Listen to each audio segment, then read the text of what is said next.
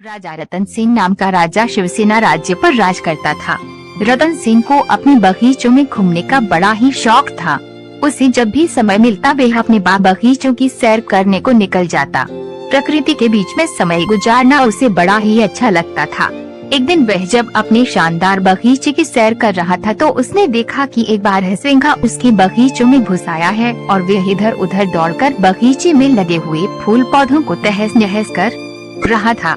राजा को अपने बगीचे के पौधे और फूलों से बहुत ही लगाव था। ये दृश्य देखकर राजा आग बबूला हो गया। राजा रतन सिंह ने तुरंत अपने सैनिकों को आवाज लगाई कि वे बारहसिंगा को पकड़े और राजा खुद भी बारहसिंगा का पीछा करते हुए दौड़ने लगा। बारहसिंगा बगीचे से बाहर आ गया और राजा ने भी उसके पीछे अपना घोड़ा दौड़ा दिया।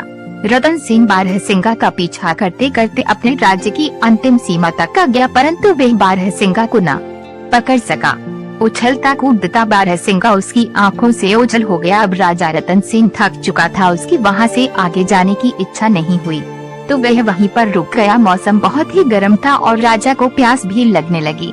उसने नहाने की सोची। जब वो नहा रहा था तो एक चोर उसका घोड़ा और कपड़े लेकर भाग गया। चोर अपने पुराने कपड़े वहीं पर फेंक गया। राजा के लिए अब बहुत ही खराब हालत हो गई थी। अब वह क्या करता कि अपने महल में वह वापस कैसे लौटे, क्योंकि बिना घोड़े और बिना कपड़ों के लोग उसकी हंसी उड़ाएंगे।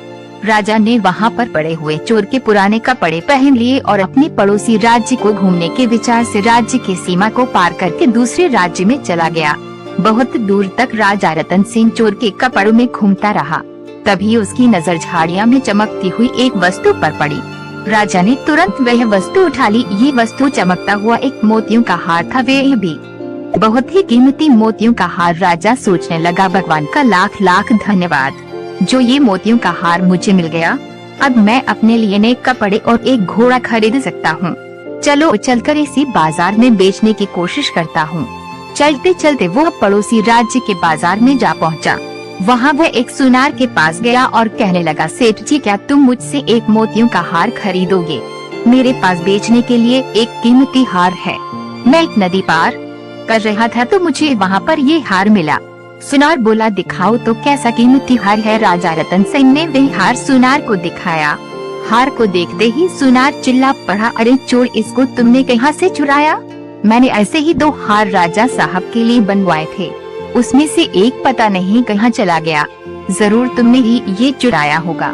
चलो उसी समय राजा के दरबार में। रतन सिंह बोल, नहीं सेठ जी ऐसी बातें मत करो, मैं चोर नहीं हूँ। मुझे तो यह हार पड़ा हुआ मिला था। परंतु सेठ ने उसकी एक न सुनी और तुरंत अपना नौकर भेजकर कोतवाल को बुला भेजा। मंगलवार सिंह ने कोतवाल के सामने भी अपनी बेगुनाही की बात कही, मगर उसे पकड़कर महाराज के सामने हाजिर कर दिया गया। जब रतन सिंह को महाराज के दरबार में लाया गया तो सुनार ने महाराज के सामने अपनी शिकायत रखी और रतन सिंह को चोर बताया। राजा ने रतन सिंह का पक्ष सुने बिना ही कहा, क्योंकि यह सुनार हमारे राज्य का एक सम्मानित व्यापारी है तो इसकी बात एकदम सच्ची मानी जाएगी, जबकि ये आदमी हमें कोई घुसपैठिया मालूम पड़ता है, इसलिए इसे चोरी के अपराध में कारागार में डाल दिया जाए और ठीक 3 दिन के बाद इसके हाथ काट दिए जाएंगे। यही हमारे राज्य का कानून है। फैसला सुनकर रतन सिंह घबरा गया और दया की भीख मांगने लगा, परंतु किसी ने उसकी एक न सुनी और उसे कारागार में डाल दिया गया। इस राज्य का राजा जितना अन्यायी था, उसकी रानी उतनी ही दयालु थी।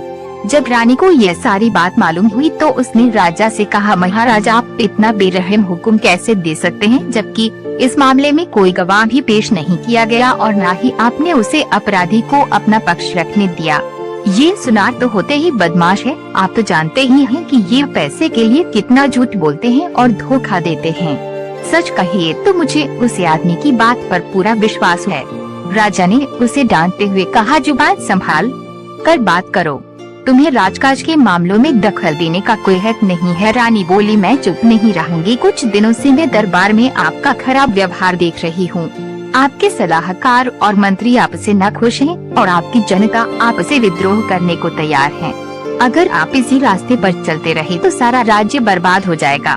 रानी की बातें सुनकर महाराज का गुस्सा और भी भड़क गया, मानो आग में घी डाल दिया गया हो।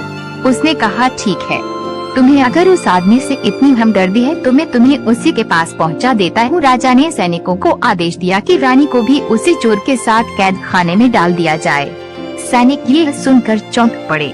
वह अब चाहते तो नहीं थे, परंतु राजा के हुक्म का पालन करना उनकी मजबूरी थी। सैनिकों ने रानी को रतन सेन के साथ उसी कारागार में डाल दिया। रतन सेन ने जब रानी को अपने कारागार में देखा तो आश्चर्यचकित रह गया। रानी ने उसे पूरी बात बताई। अब रतन सेन और रानी दोनों को ही एक दूसरे से हमदर्दी हो गई थी। वह रात दोनों ने जागकर बिताई। कारागार के कुछ सैनिक रानी के वफादार थे, जबकि वे महाराज से नाखुश थे।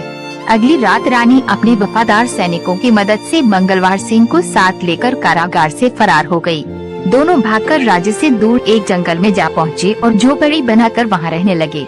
रतन सिंह को कारागार में बहुत ही यातनाएं दी गई थी, जिसकी वजह से वह अस्वस्थ रहने लगा था। रानी ने उसकी बहुत ही सेवा की जब तक कि रतन सेन ठीक नहीं हो गया।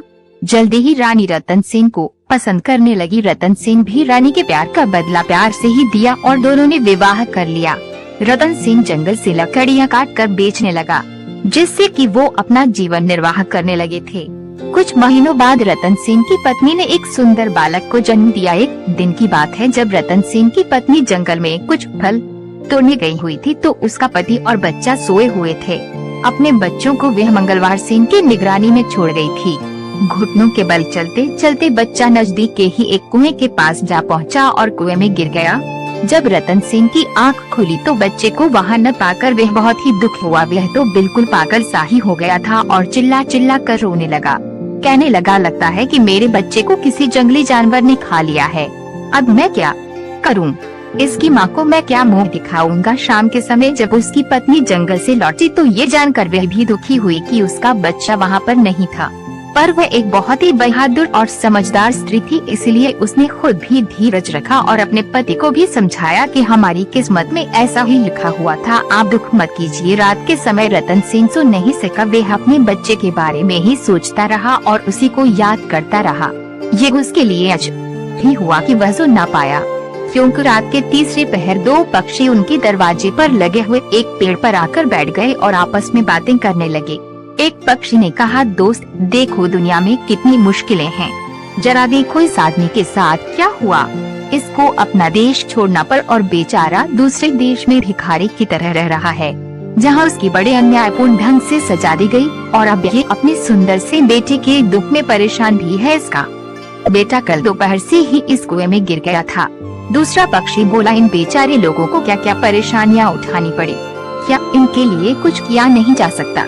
हाँ, किया जा सकता है। अगर रतन सिंह इस कुएं में कूद जाए तो वे आसानी से अपने बच्चों को बचा सकता हूँ, क्योंकि वह बच्चा अभी भी कुएं में जिंदा है। राजा रतन सिंह ने उन दोनों पक्षियों की बातें सुनी तो उसे सुनकर बड़ा ही आश्चर्य हुआ और खुशी भी हुई। जैसे ही सुबह हुई उसने अपनी पत्नी को जगाया और उसे रात वाली बात बताई और उसकी सलाह मांगी। रानी बोली, आप पक्षियों की बात मानकर कुएं में कूद जाइए। राजा इस समय कुएं में कूद गया और उसने अपने बच्चों की जान बचा ली। इस घटना के कुछ दिनों बाद जब रतन सेन और रानी सो रहे थे तो अचानक कुछ आवाज सुनकर वे चौंक गए। बाहर देखा तो कुछ सैनिकों ने उन्हें घेर रखा था। वह भय के मारे कांपने लगे कि शत्रु राजा ने उन्हें फिर से पकड़ने के लिए सैनिक भेजे हैं। परंतु तभी रतन सेन का एक पुराना मंत्री उसके सामने आया और अपने राजा को प्रणाम करते हुए कहा, महाराज आखिर हमने आपको ढूंढ ही लिया। उसे देखकर रतन सेन बहुत ही खुश हुआ। तब मंत्री ने बताया कि उसने अपने गुप्तचरों की सहायता से रतन सेन को ढूंढने में सफलता पाया है। उसने ये भी बताया कि उसके राज्य की जनता बेसब्री से रतन सेन का इंतजार कर रही है। अब राजा अपनी पत्नी और बच्चे के साथ अपने राज्य वापस चला गया। रतन सेन फिर से अपनी राजगद्दी पर बैठ गया और पहले की तरह ही राज करने लगा। गद्दी पर बैठते ही रतन सेन सबसे पहले ये काम किया, उसने अपनी सेना को लेकर उस राजा के ऊपर चढ़ाई कर दी जिसने उसके साथ बुरा व्यवहार किया था। इस युद्ध में रतन सेन जीत गया और वह दूसरा राजा हार गया। शत्रु राजा रतन सेन से दया की भीख मांगने लगा। शत्रु राजा ने बताया कि इस दुष्ट सुनार की वजह से उसने रतन सेन के साथ ऐसा व्यवहार किया था, अब वे उसको जाते ही सजा देगा। शत्रु राजा को गिड़गिड़ाता हुआ देखकर रतन सेन को उस पर दया आ गई। रतन सेन ने उसे माफ कर दिया और उसे छोड़ दिया। उसके बाद सारे राज्य में शांति और खुशहाली फैल गई। रतन सिंह अब अपनी पत्नी और बच्चे के साथ एक खुशहाल जीवन बिताने लगा। सारी प्रजा अपने राजा के साथ साथ नई रानी और उसके बच्चे को पाकर भी बहुत प्रसन्न थी। दोस्तों, आशा करता हूँ कि आपको ये कहानी अच्छी लगी होगी। ऐसी ही कहानियाँ पढ़ने के लिए आप मेरे इस YouTube चैनल को सब्सक्राइब जरूर करें और अपने दोस्तों को शेयर करें।